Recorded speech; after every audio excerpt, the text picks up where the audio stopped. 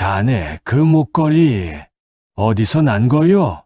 백만장자 강민혁 회장의 목소리가 떨렸습니다. 70평생 무엇 하나 동요한 적 없던 그 냉철한 목소리가 말입니다. 새로 출근한 가정부 박순희 씨는 깜짝 놀라 고개를 들었습니다. 예? 이 목걸이요? 그녀의 손이 본능적으로 목에 걸린 낡은 은목걸이를 만졌습니다. 오래되어 광택도 다 바랜 그저 평범해 보이는 목걸이였습니다. 하지만 회장의 눈빛은 달랐습니다. 그의 얼굴은 핏기가 사라졌고 두 손은 미세하게 떨리고 있었습니다. 마치 유령을 본 사람처럼. 이건 회장님, 이게 왜요? 순희 씨가 당황해서 물었지만 회장은 대답 대신 그저 그 목걸이를 빤히 응시할 뿐이었습니다. 25년 만에 다시 마주한 그 목걸이. 과연 가정부 박순희는 이 목걸이에 대해 뭐라고 대답했을까요? 그리고 이 작은 목걸이 하나가 두 사람의 인생을 어떻게 뒤바꿔 놓게 될까요? 사연을 시작하기 전에 구독과 좋아요 한 번만 눌러주시면 그곳으로 사랑과 행운을 가득 담아 보내드리겠습니다. 그럼 오늘의 사연을 시작하겠습니다. 그날은 2024년 11월 서울 한남동의 고급 저택. 강민혁 회장은 아침 7시 평소처럼 서재에서 경제신문을 읽고 있었습니다. 68세의 나이에도 그의 하루는 언제나 정확했습니다. 기상 5시 30분, 운동 1시간, 그리고 7시부터 업무 시작 30년간. 단 하루도 빠뜨린 적 없는 루틴이었죠. 회장님 실례합니다. 문이 조심스럽게 열리며 김 비서가 들어왔습니다. 새로 고용한 가정부 박순희 씨 오늘부터 출근했습니다. 인사드리려고 하는데요. 민혁 회장은 신문에서 눈을 떼지 않은 채 고개만 끄덕였습니다. 이 집의 가정부가 바뀐 건 이번이 5번째 그에게 가정부란 그저 집안일을 처리하는 사람일 뿐 특별한 관심 대상이 아니었습니다. 들어오라고 하기에 잠시 후 50대 중반으로 보이는 여성이 조심스럽게 서재 문을 열고 들어왔습니다. 안녕하십니까? 회장님, 오늘부터 이댁 가정부로 일하게 된 박순희입니다. 그녀는 공손하게 허리를 숙였습니다. 민혁 회장은 습관적으로 고개를 들어 인사를 받았습니다. 그런데 그 순간 시간이 멈췄습니다. 아니, 정확히는 그의 시선이 멈췄습니다. 가정부의 얼굴도 옷차림도 아닌 그녀의 목에 걸린 낡은 은목걸이에 손에 들고 있던 신문이 바닥에 떨어졌습니다. 회장님, 괜찮으십니까? 김 비서가 놀라 다가왔지만 민혁 회장은 듣지 못했습니다. 아니, 들을 수가 없었습니다. 그의 눈에는 오직 그 목걸이만 보였으니까요. 작은 은빛 하트 펜던트, 그 안에 새겨진 이니셜 S, 세월에 닳아 희미해진 체인, 하트 펜던트 뒷면에 있을 작은 흠집까지 모든 게 똑같았습니다. 25년 전 그날 밤 그 목걸이와 회장님, 김 비서의 다급한 목소리에 민혁 회장은 겨우 정신을 차렸습니다. 그의 이마엔 식은땀이 맺혀 있었습니다. 저기 자네. 민혁 회장의 목소리가 떨렸습니다. 평생 수천억 규모의 계약을 체결하면서도 한 번도 떨린 적 없던 그 목소리가 자네 그 목걸이 어디서 난 거요? 순희 씨는 영문을 몰라 하며 자신의 목걸이를 만졌습니다. 예, 이 목걸이요? 이건 그냥 제가 오래전부터 하고 다니던 건데요. 오래전이라니 얼마나 오래전이요? 회장의 추궁에 가까운 질문에 순희 씨는 당황했습니다. 첫 출근 날부터 이게 무슨 일인가 싶었죠. 그게 한 25년쯤 됐나요? 정확히는 기억이 25년 민혁 회장의 얼굴이 더욱 하얗게 질렸습니다. 어디서 어떻게 구한 거요? 누가 준 겁니까? 회장님, 도대체 무슨 대답하시오? 민혁 회장이 벌떡 일어섰습니다. 그의 눈빛엔 절박함이 가득했습니다. 순희 씨는 두려운 마음에 한 걸음 뒤로 물러섰습니다. 그녀의 입술이 파르르 떨렸습니다. 그건 제가 25년 전에 어떤 분한테서 그녀가 말을 이으려는 순간이었습니다. 쿵. 민혁 회장이 책상을 짚으며 비틀거렸습니다. 회장님. 김 비서가 황급히 그를 부축했습니다. 순희 씨도 깜짝 놀라 다가갔죠. 물물 좀. 민혁 회장은 가까스로 의자에 앉으며 중얼거렸습니다. 그의 손은 여전히 떨리고 있었습니다. 도대체 이 목걸이가 뭐길래 백만장자 회장을 이 지경으로 만든 걸까요? 그리고 25년 전 무슨 일이 있었던 걸까요?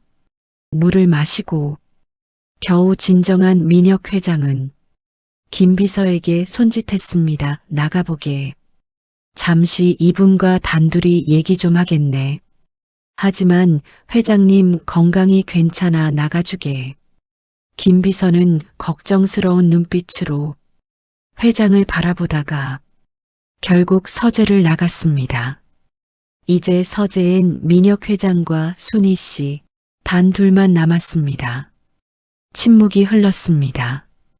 길고 무거운 침묵이었죠. 민혁 회장은 창밖을 바라보며 천천히 입을 열었습니다.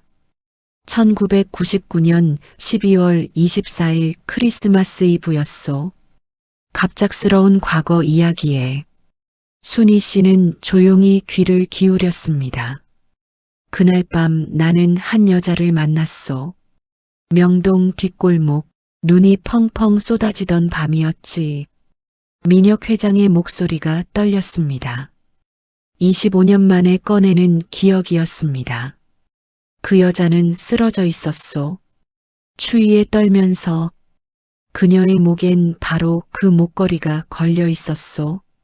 자네가 지금 하고 있는 바로 그 은목걸이 말이오. 순희 씨의 눈이 커졌습니다. 그녀는 무의식적으로 목걸이를 만졌습니다. 회장님, 그게 정말? 그래요, 틀림없소.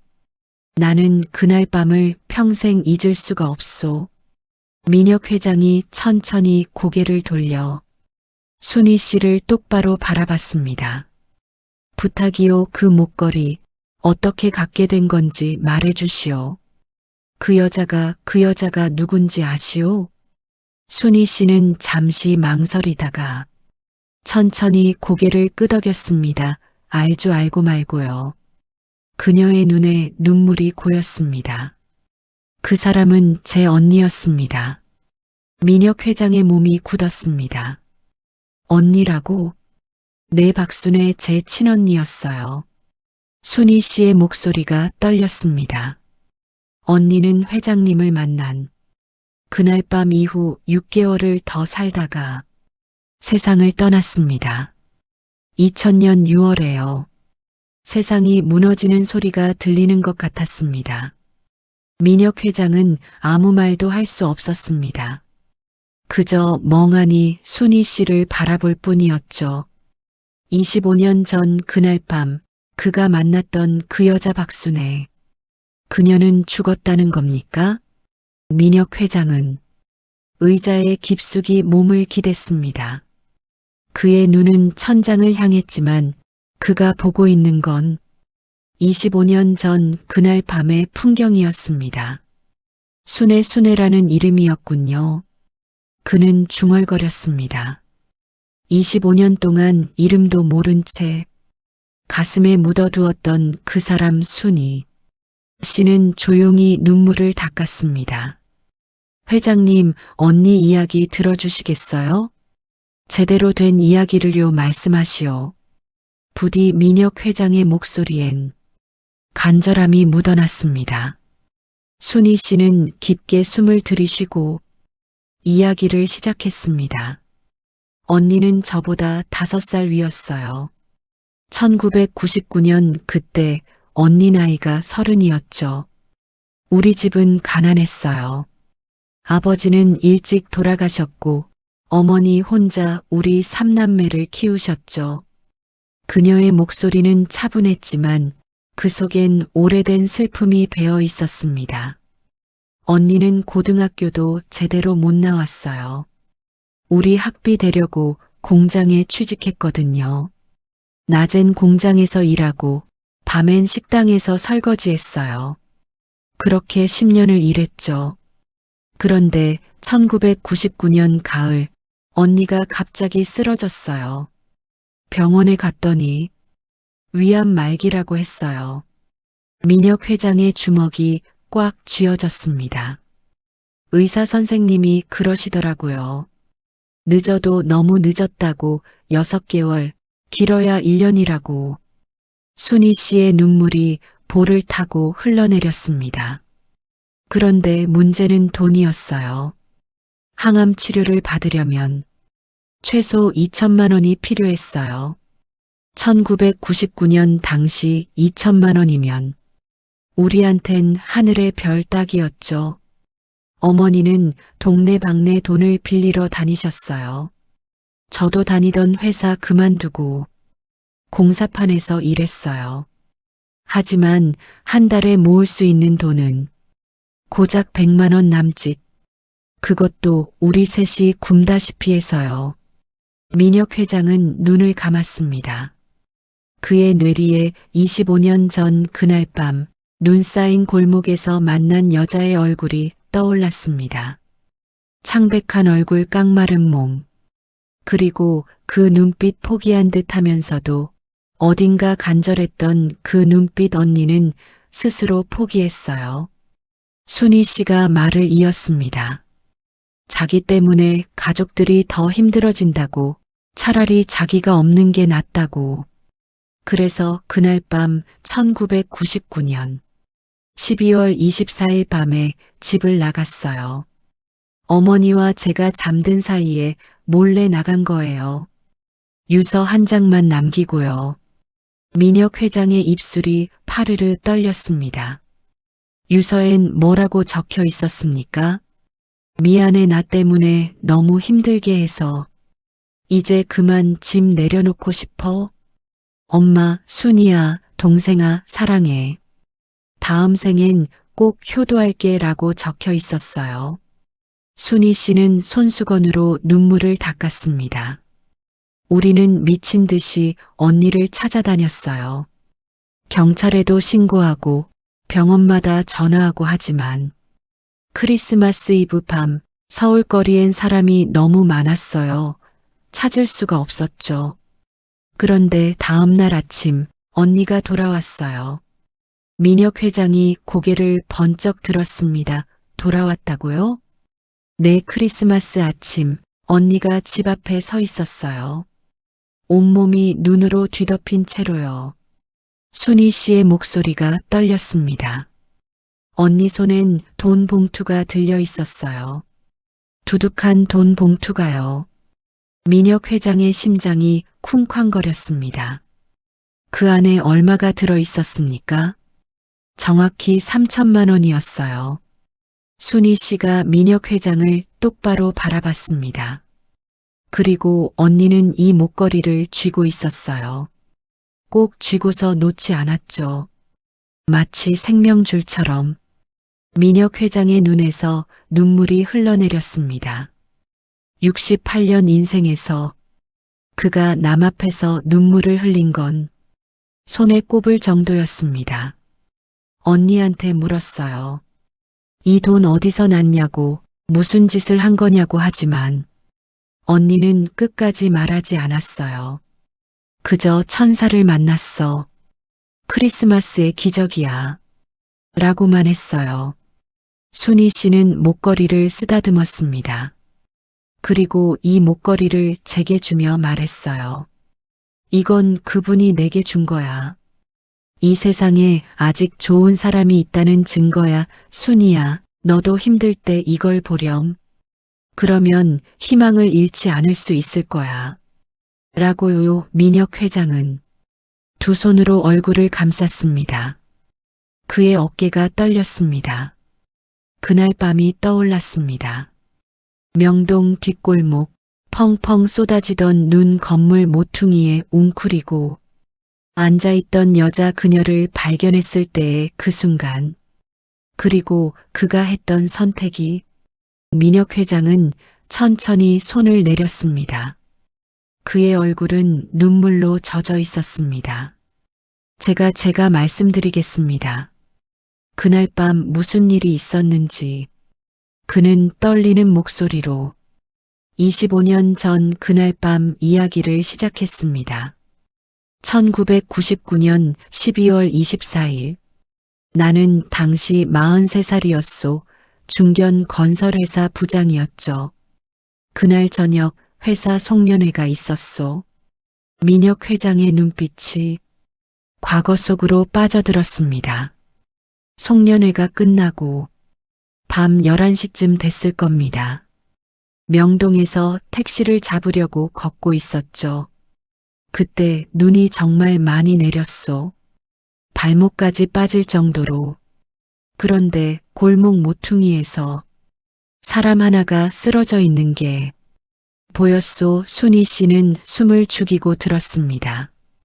처음엔 그냥 지나치려 했소. 솔직히 말하면 크리스마스 이브에 술 취한 노숙자려니 했죠. 하지만 뭔가가 날 멈춰 세웠소. 민혁 회장은 눈을 감았습니다. 돌아가서 자세히 보니 젊은 여자였소. 30대쯤 돼 보이는. 헌 패딩 점퍼를 입고 있었는데 온몸이 눈으로 뒤덮여 있었죠. 나는 그녀를 흔들어 깨웠소. 괜찮습니까? 일어나 보세요. 라고. 그녀가 천천히 눈을 떴소. 그런데 그 눈빛이. 민혁 회장의 목소리가 갈라졌습니다. 너무나 공허했소. 마치 이미 세상을 포기한 사람의 눈빛이었소. 순희 씨의 눈에서 눈물이 주르륵 흘렀습니다. 그게 언니였다는 걸 알았으니까요. 나는 그녀를 일으켜 세웠소. 어디 아프십니까? 병원 가셔야 하는 거 아닙니까?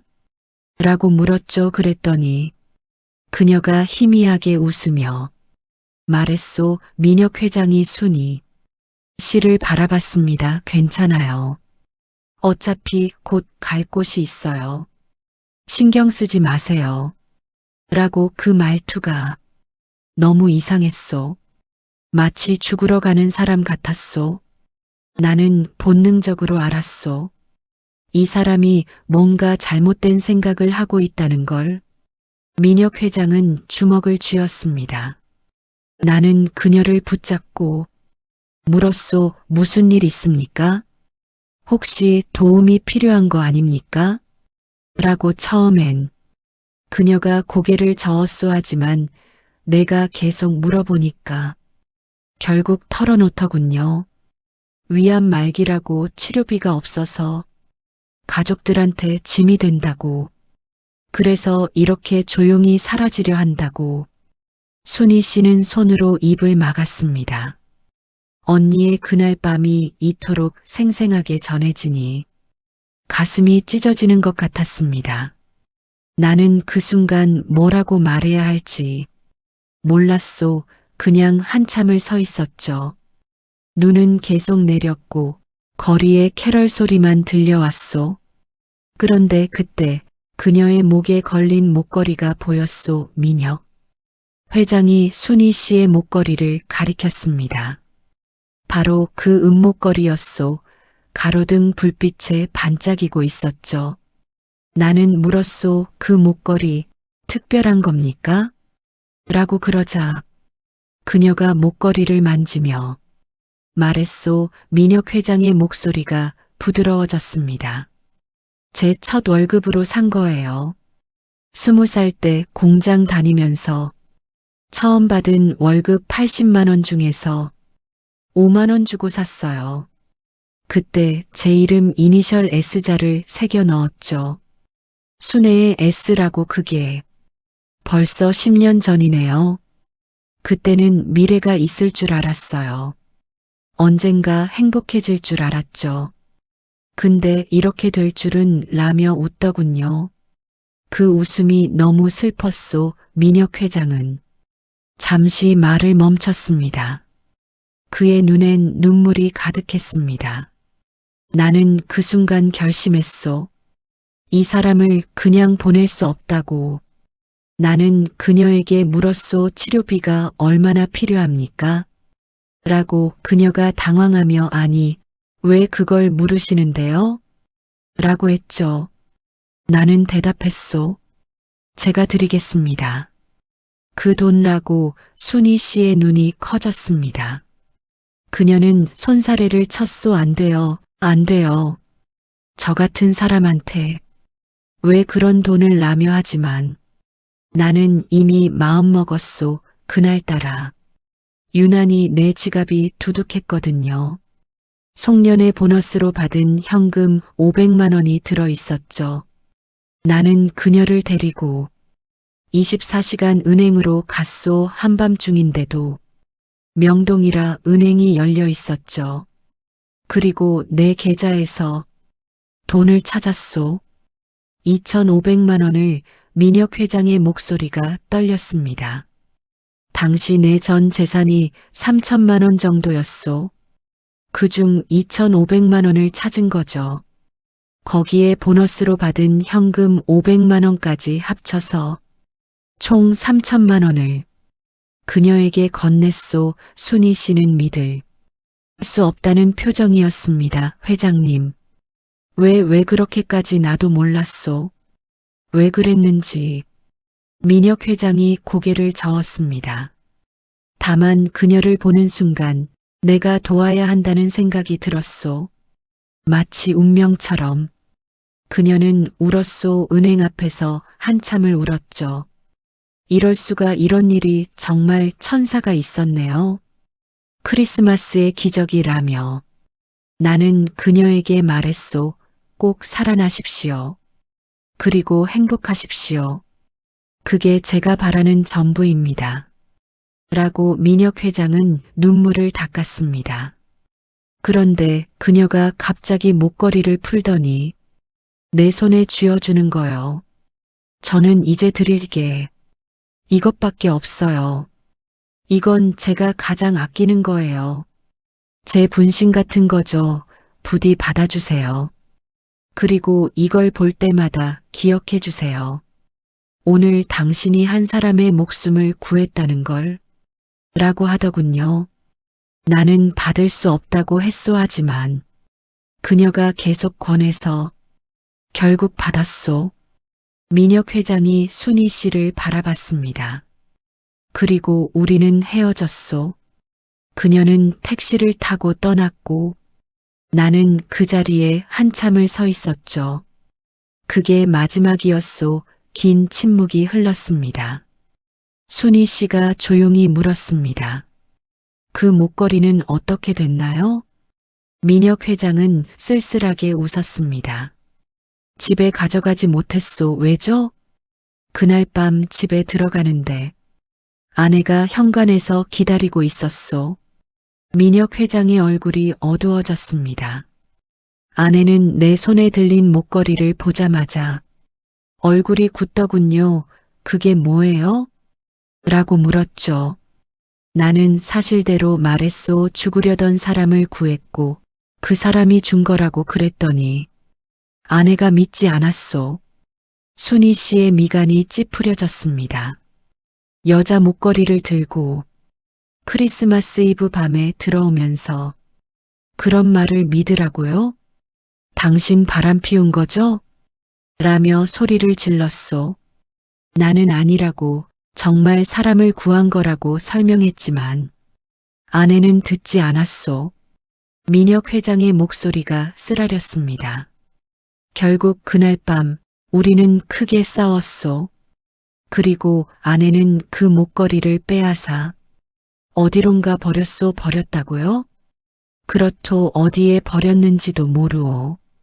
아마 쓰레기통에 던져버렸겠지. 민혁 회장은 고개를 떨어뜨렸습니다. 나는 그 이후로 그녀를 찾으려 했소. 순애 씨를 말이오. 하지만 이름만 알고 있었을 뿐 연락처도 주소도 몰랐소. 몇 년 동안 찾아다녔소.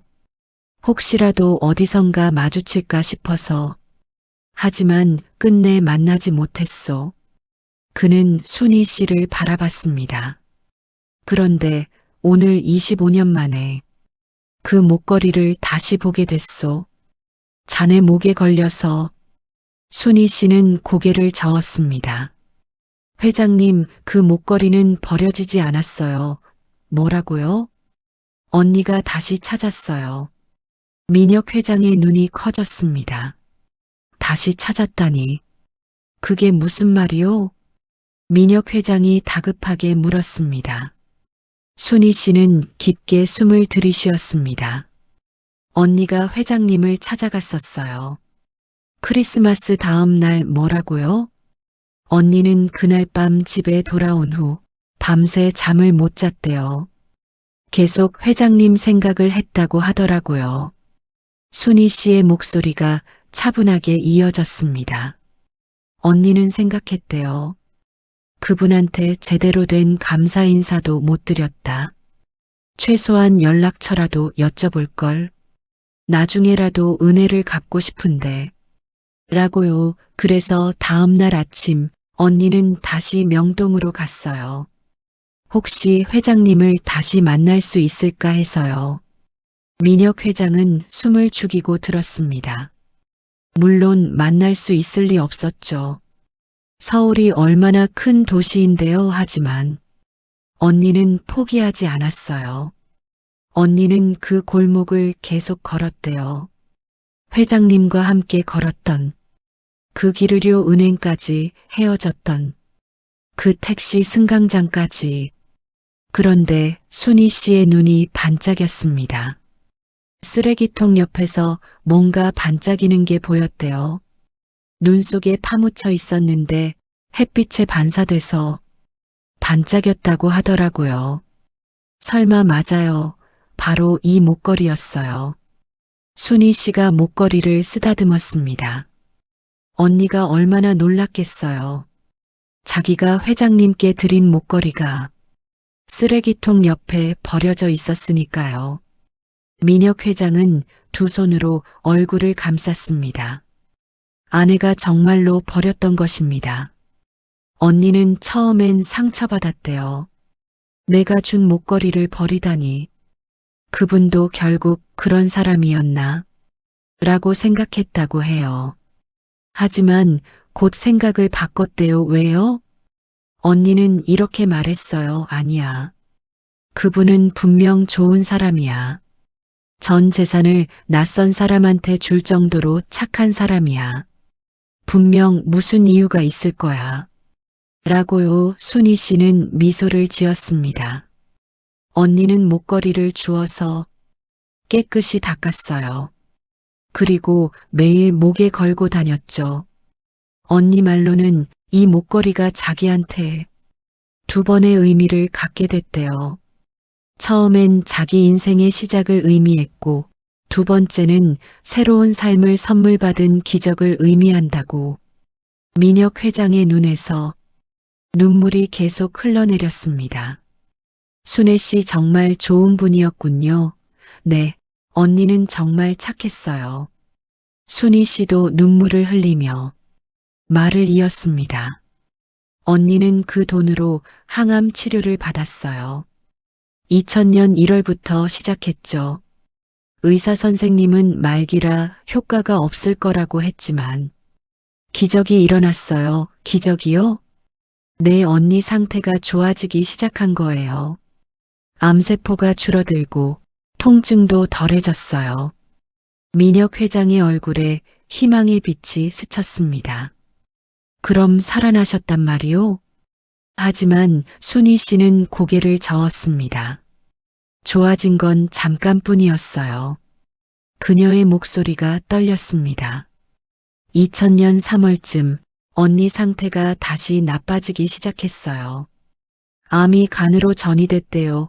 의사 선생님이 그러시더라고요. 이제 정말 시간이 얼마 안 남았다고. 언니는 알고 있었어요.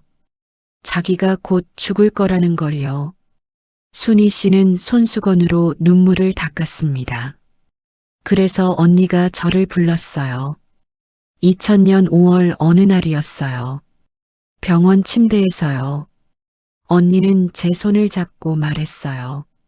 순희 씨의 목소리가 언니의 목소리를 흉내내듯 부드러워졌습니다. 순희야, 언니 부탁 하나만 들어줄래? 뭔데, 언니? 뭐든지 다 들어줄게.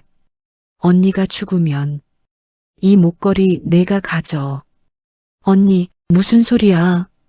죽는다는 말하지 마. 아니야, 순이야, 언니, 이제 얼마 안 남았어. 그거 알잖아. 순희 씨는 잠시 말을 멈췄습니다. 눈물 때문에 목이 메었던 것입니다. 언니는 이 목걸이를 풀어서 제 손에 쥐어줬어요. 이건 언니한테 특별한 거야. 이 세상에 아직 좋은 사람이 있다는 증거거든. 언니는 그분 덕분에 6개월을 더 살았어.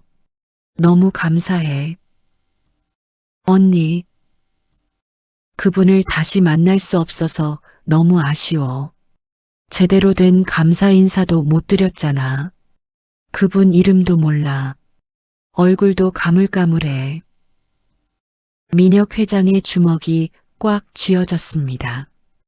그래서 말인데, 순이야. 내가 이 목걸이를 가지고 있어.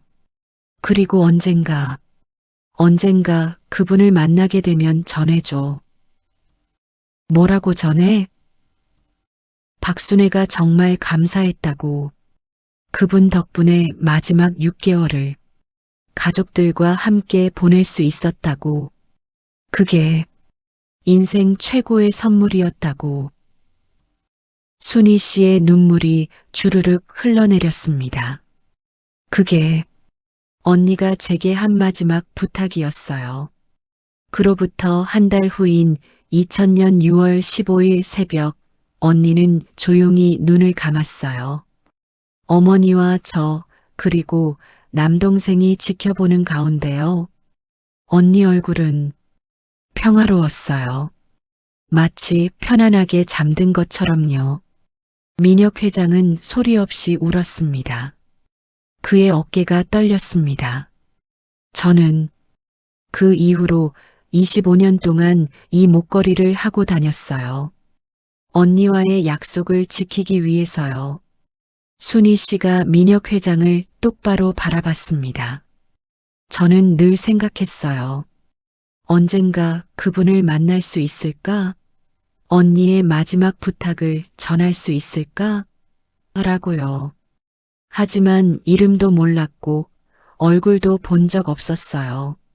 언니한테서 들은 건 40대 남자, 양복 입고 있었고 정말 따뜻한 눈빛을 가진 분이라는 것뿐이었죠.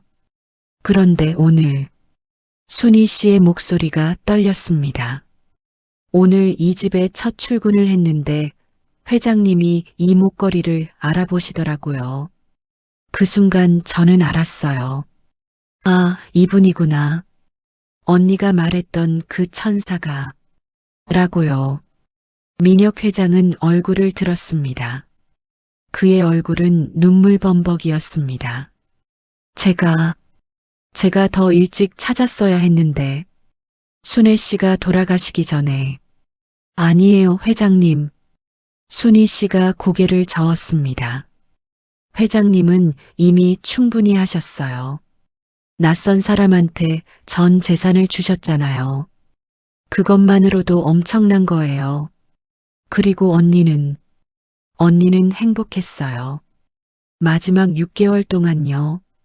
순희 씨는 미소를 지었습니다. 눈물 속에서도 따뜻한 미소였습니다. 언니는 항암 치료를 받으면서도 웃었어요. 난 운이 좋은 사람이야. 천사를 만났으니까. 라고 하면서요. 언니는 그 6개월 동안 우리한테 정말 많은 걸 남겨줬어요. 사랑한다는 말, 미안하다는 말, 고맙다는 말. 다 전할 수 있었거든요. 그게 회장님이 주신 선물이에요.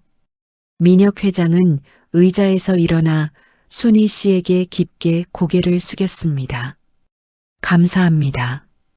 이렇게 전해주셔서 정말 감사합니다. 순희 씨도 일어나 허리를 숙였습니다. 아니에요. 감사해야 할 사람은 저예요. 언니의 마지막 부탁을 드디어 지킬 수 있게 됐으니까요. 두 사람은 한참을 그렇게 서 있었습니다. 25년의 시간이 만들어낸 기적 같은 만남이었습니다. 그리고 이 만남은 또 다른 이야기의 시작이었습니다.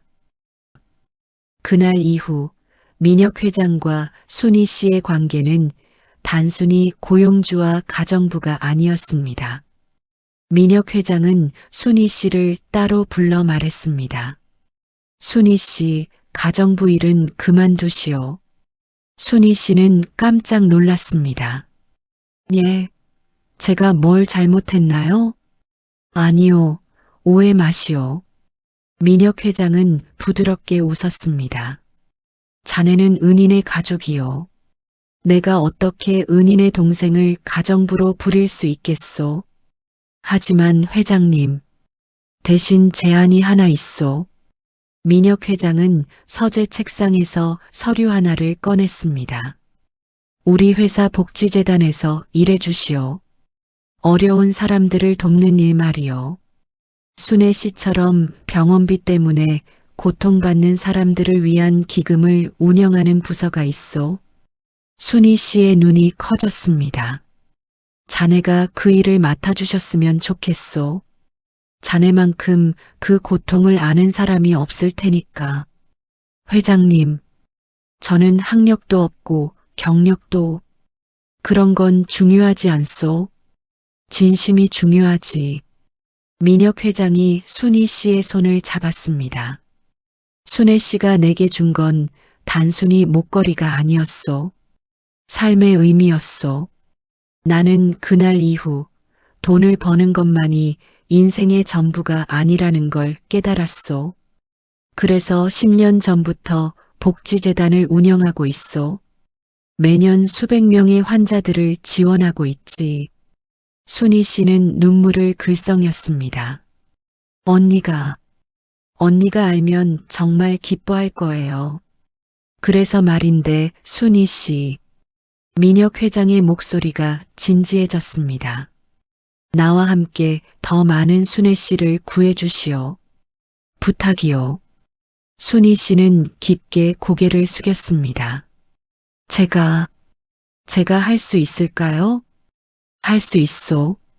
자네 안에 순애 씨의 마음이 있으니까. 그렇게 순희 씨는 강민혁 복지재단의 환자지원팀장이 되었습니다. 그리고 3개월이 흘렀습니다. 어느 추운 겨울날 순희 씨는 민혁 회장을 찾아왔습니다. 회장님, 보고 드릴 게 있어요. 무슨 일이요? 순희 씨는 서류 하나를 내밀었습니다. 이번 달에 저희가 도운 환자가 78명이에요. 그 중에서 특히 기억에 남는 분이 있어요. 누구죠? 32살 젊은 엄마예요. 두 아이의 엄마인데 유방암 판정을 받았대요. 남편은 일용직 노동자고 치료비가 없어서 치료를 포기하려 했대요. 순희 씨의 목소리가 떨렸습니다. 그 모습이 꼭 우리 언니 같았어요.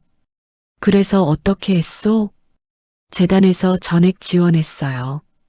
3,200만 원이요. 민혁 회장은 고개를 끄덕였습니다. 잘했소. 그런데 말이에요, 회장님. 순희 씨가 미소를 지었습니다. 그 엄마가 저한테 그러더라고요. 제가 나중에 꼭 이 은혜를 갚을게요. 저도 나중에 다른 사람을 도울 수 있는 사람이 될게요. 라고요. 그 말을 들으니까 언니 목소리가 들리는 것 같았어요. 민혁 회장의 눈가에 눈물이 맺혔습니다. 순애 씨도 그랬겠지. 나한테도 똑같은 말을 하고 싶었을 거요. 맞아요. 언니는 분명 그랬을 거예요. 두 사람은 잠시 침묵했습니다. 그리고 민혁 회장이 조용히 말했습니다. 순희 씨, 나와 함께 순애 씨 산소에 가주시겠소? 순희 씨는 놀란 눈으로 회장을 바라봤습니다. 정말요? 그래야 할 것 같소. 25년이나 늦었지만 이제라도 제대로 된 인사를 드려야지. 순희 씨는 고개를 끄덕였습니다. 언니도 정말 좋아하실 거예요. 다음 주 토요일 민혁 회장과 순희 씨는 함께 경기도 모란공원으로 향했습니다. 순애 씨가 잠들어 있는 곳이었습니다. 차 안은 조용했습니다. 민혁 회장은 창밖을 바라보며 지난 25년을 떠올렸습니다. 그는 그동안 성공한 사업가가 되었습니다. 재산도 수천억 원이 되었죠. 하지만 마음 한구석엔 늘 공허함이 있었습니다. 그 여자는 잘 살고 있을까? 내 도움이 정말 도움이 됐을까? 다시 한번 만나볼 수 있을까? 그런 생각들이 25년 동안 그를 따라다녔습니다. 그리고 이제 그 답을 알게 됐습니다. 순애 씨는 행복했고 감사했고 그 6개월을 가족들과 함께 보낼 수 있어서 기뻤다고. 차가 공원 입구에 도착했습니다. 순희 씨가 먼저 내려 민혁 회장을 안내했습니다. 이쪽이에요, 회장님. 두 사람은 천천히 언덕을 올라갔습니다. 겨울바람이 차갑게 불었지만 두 사람의 마음은 따뜻했습니다. 그리고 마침내 작은 비석 앞에 도착했습니다. 사랑하는 딸 박순애 1969년 3월 12일부터 2000년 6월 15일 천사를 만난 행운아. 민혁 회장은 비석 앞에 무릎을 꿇었습니다. 그리고 가져온 국화꽃을 조심스럽게 내려놓았습니다. 순애 씨, 그의 목소리가 떨렸습니다. 25년 만에 인사드리러 왔습니다. 바람이 불었습니다. 마치 대답하듯 저는 강민혁이라고 합니다. 1999년 크리스마스 이브 밤에 당신을 만났던 사람입니다. 민혁 회장의 눈에서 눈물이 흘러내렸습니다. 그날 당신을 돕고 집에 돌아간 후 아내와 싸웠습니다. 당신이 준 목걸이 때문이었죠. 아내는 그 목걸이를 버렸습니다. 나는 바보같이 당신을 다시 찾지 못했습니다. 25년 동안 당신을 찾아다녔지만 끝내 만나지 못했습니다.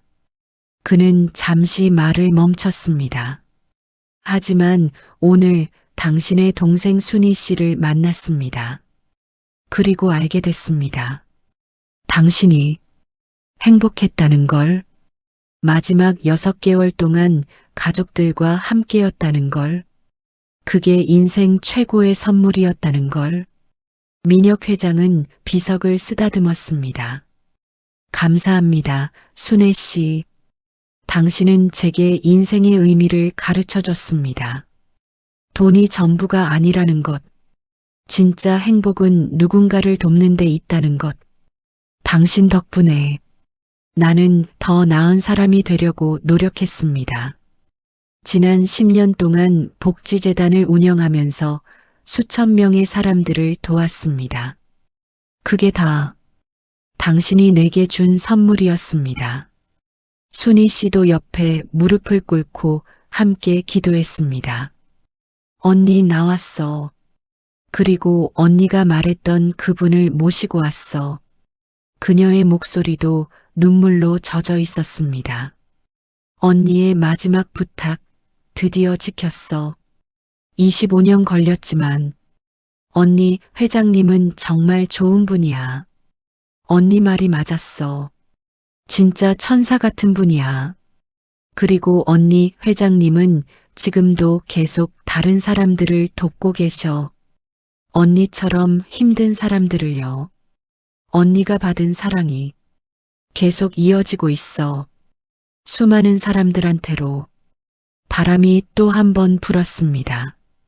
민혁 회장과 순희 씨는 한참을 그렇게 무릎 꿇고 있었습니다. 시간이 얼마나 흘렀을까? 민혁 회장이 천천히 일어났습니다. 순희 씨도 함께 일어났죠. 순희 씨, 네, 회장님, 감사합니다. 오늘 함께 해주셔서 저야말로 감사합니다. 언니 대신 인사드릴 수 있게 해주셔서 민혁 회장은 하늘을 올려다봤습니다. 겨울 하늘은 맑고 푸르렀습니다.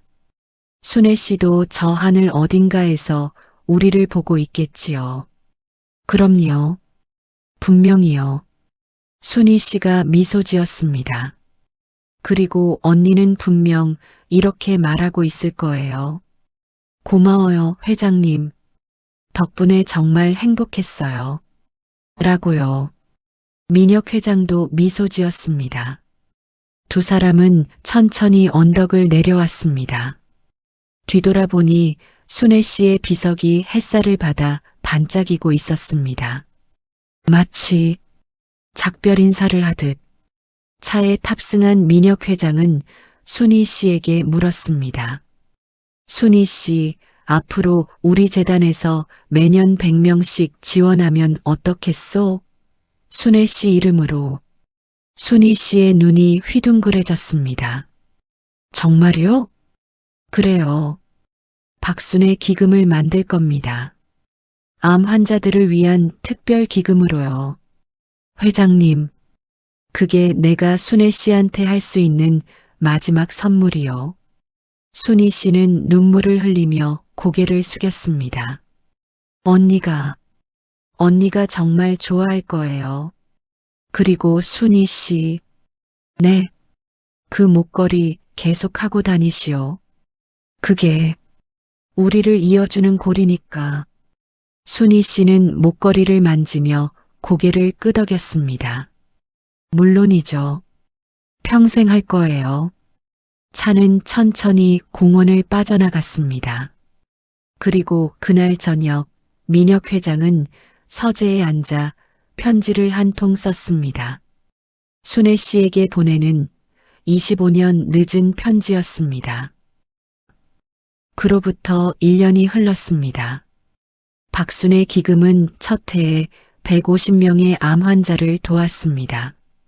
목표했던 100명보다 50명이나 더 많은 숫자였죠. 순희 씨는 환자 한 명 한 명을 직접 만나며 희망을 전했습니다. 그녀의 목엔 언제나 그 은목걸이가 걸려 있었습니다. 어느 날 순희 씨가 민혁 회장을 찾아왔습니다. 회장님, 이거 보세요. 그녀가 내민 건 한 통의 편지였습니다. 민혁 회장은 편지를 펼쳤습니다. 강민혁 회장님, 그리고 박순희 팀장님께 저는 작년에 기금 지원을 받은 김영희입니다. 두 아이의 엄마고요. 그때 저는 정말 죽고 싶었습니다. 아이들 앞에서 무너지는 엄마가 되기 싫었거든요. 하지만 회장님과 팀장님 덕분에 치료를 받을 수 있었습니다. 그리고 오늘 의사 선생님한테 들었습니다. 완치 판정을요. 저는 살았습니다. 제 아이들 엄마로 계속 살 수 있게 됐습니다. 이 은혜를 어떻게 갚아야 할지 모르겠습니다. 다만 약속드립니다. 저도 나중에 꼭 다른 사람을 돕겠습니다. 제가 받은 이 사랑을 다른 사람한테도 전하겠습니다. 그게 제가 할 수 있는 최선의 감사입니다. 정말 감사합니다. 민혁 회장은 편지를 읽으며 눈물을 흘렸습니다. 이런 편지가 한두 통이 아니에요. 순희 씨가 말했습니다. 지난 1년 동안 받은 감사 편지가 벌써 80통이 넘어요. 모두 회장님 덕분이에요. 민혁 회장은 고개를 저었습니다. 아니요. 순애 씨 덕분이요. 그분이 내게 가르쳐 준 거요. 그는 창밖을 바라봤습니다. 나는 평생 돈을 쫓아 살았소. 성공하기 위해, 더 많이 벌기 위해. 하지만 정작 중요한 걸 놓치고 살았지. 사람을 보는 걸 말이요. 순애 씨가 그걸 깨닫게 해줬소. 순희 씨는 조용히 고개를 끄덕였습니다. 회장님, 다음 주에 재단 행사 있잖아요. 아, 희망 나눔의 밤 말이요? 네. 그때 특별 순서를 하나 준비했어요. 뭐요? 순희 씨는 미소를 지었습니다. 우리가 도운 환자분들이 직접 나와서 감사 인사를 하기로 했어요. 그분들이 꼭 회장님을 만나고 싶다고 하셔서요. 민혁 회장의 눈이 촉촉해졌습니다. 그럴 필요까진 아니에요. 그분들이 원하시는 거예요. 자기들한테 새 삶을 준 분한테 직접 감사 인사를 드리고 싶다고요. 일주일 후 서울 시내 한 호텔 연회장. 희망 나눔의 밤 행사가 열렸습니다. 300명이 넘는 사람들이 모였습니다. 환자들, 가족들, 의료진, 그리고 후원자들. 민혁 회장이 단상에 올랐습니다. 여러분, 오늘 이 자리에 와주셔서 감사합니다.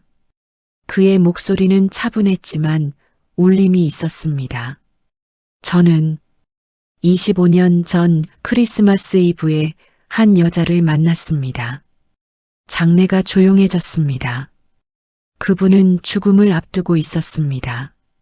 하지만 제가 도울 수 있었고 그분은 6개월을 더 사셨습니다. 그 6개월이 그분한테는 가족과 함께한 마지막 시간이었습니다. 민혁 회장의 목소리가 떨렸습니다. 그분의 이름은 박순애. 오늘 우리가 운영하는 박순애 기금의 주인공입니다. 순애 씨는 제게 가르쳐 줬습니다. 돈보다 중요한 게 있다는 걸. 바로 사람입니다. 여러분 한 분 한 분이 모두 소중합니다. 여러분의 삶이 모두 의미 있습니다. 우리 재단은 앞으로도 계속 여러분과 함께하겠습니다. 아무도 혼자 싸우지 않게, 누구도 포기하지 않게. 박수가 터져 나왔습니다. 그리고 순희 씨가 단상으로 올라왔습니다. 그녀의 목엔 여전히 그 은목걸이가 반짝이고 있었습니다. 회장님 말씀처럼 제 언니 박순애는 25년 전 회장님 덕분에 6개월을 더 살았습니다. 그 6개월이 우리 가족한테는 기적이었습니다. 언니는 떠났지만 언니의 사랑은 계속됩니다. 여러분을 통해서요. 순희 씨는 객석을 바라봤습니다. 여러분이 건강하게 웃는 모습을 볼 때마다 저는 언니를 봅니다.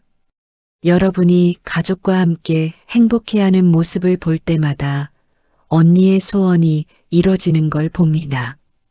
감사합니다. 여러분 모두. 행사가 끝나고 민혁 회장은 조용히 옥상으로 올라갔습니다. 서울의 야경이 한눈에 들어왔습니다. 수많은 불빛들이 반짝이고 있었죠. 순희 씨가 뒤따라 올라왔습니다. 회장님, 여기 계셨네요. 응. 좀 혼자 있고 싶어서. 두 사람은 나란히 서서 야경을 바라봤습니다. 순희 씨, 네. 행복하오? 순희 씨는 미소 지었습니다. 네. 정말 행복해요. 제가 하는 일이 의미 있다는 걸 느끼니까요. 다행이요. 민혁 회장도 미소 지었습니다. 나도 처음으로 행복하오. 진짜 행복이 뭔지 알게 됐소. 회장님도 언니한테 감사하셔야 해요. 그래요. 매일 감사하고 있소. 바람이 불었습니다. 순희 씨의 목걸이가 바람에 흔들리며 반짝였습니다. 저 목걸이, 민혁 회장이 중얼거렸습니다. 25년 동안 참 많은 일이 있었군요. 맞아요.